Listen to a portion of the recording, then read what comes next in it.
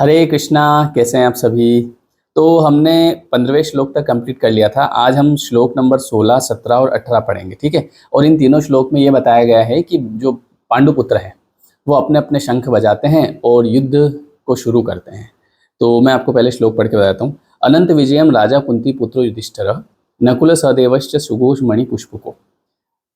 अगला श्लोक है काश्यश्च परमेश्वास शिखंडी च महारथ दृष्टद्रुम्य विराटश्च सात्य किश्या पराजितः द्रुपदो द्रौपदेयाश्च सर्वशे पृथ्वीपते सोपद्रश्च महाबाहु शंखनादम प्रथ पृथक। तो यहाँ पर 3 श्लोक मैंने आपको पढ़े हैं। तो इन श्लोकों में ये बताया गया है कि जो कुंती पुत्र युधिष्ठिर हैं, है ना, तो वो अपना शंख बजाते हैं जिसका नाम है अनंत विजय। इसके बाद नकुल सहदेव जो है वो सुघोष और मणिपुष्पक शंख बजाते हैं।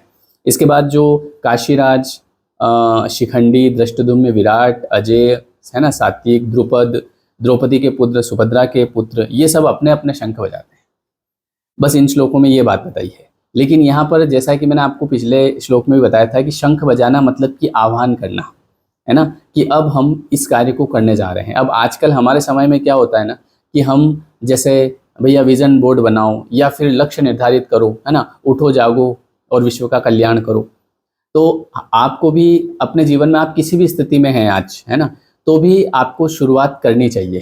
और शुरुआत वैसी करनी चाहिए जैसे इन्होंने अपने अपने शंख बजाए, तो वैसे ही आपको भी मतलब सुबह जल्दी उठ के या कोई भी नियम बना के, है ना, जैसे कई बार हम नियम बनाते हैं कि कल से ये करेंगे लेकिन फिर हम बोल देते हैं कि कल नहीं परसों करेंगे, तो वो नहीं करना चाहिए। नियम बना के अपने काम को करना चाहिए। और इधर जो संजय है वो धृतराष्ट्र को अपने तरीके से बताते हैं कि भैया आपकी पराजय निश्चित है, क्योंकि आपने जो भी काम किया है वो अनीति से किया है ना। देखो क्या होता है ना कि परिवार में मान लो कि 2 भाई हैं।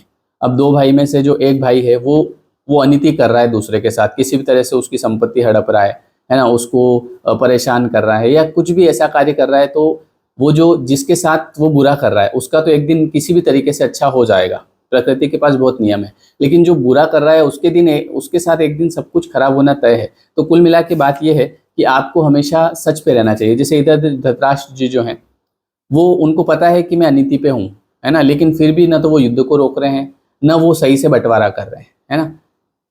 तो यहाँ पर उनको पहले से ये पता है कि मेरी हार निश्चित है, क्योंकि सत्य की हमेशा जीत होती है। अब रही बात भगवत गीता की, तो जब आप इसको पूरा पढ़ेंगे तो अगर आप अपने जीवन में केवल भगवत गीता को समझ के ही अप्लाई करते हैं तो आपका जीवन एक सही दिशा में चलने लगता है।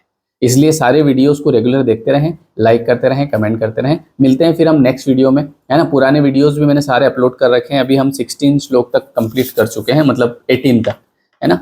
तो बहुत जल्दी हमारा अध्याय 1 कंप्लीट हो जाएगा और फिर मैं आपको पूरे अध्याय 1 का पूरा सार एक बार बताऊंगा। तो आप पहले की वीडियो जरूर देखिएगा, ठीक है। और लाइक और कमेंट करिएगा। जो नए लोग हैं वो सब्सक्राइब करिएगा। Thank you everyone, thank you so much.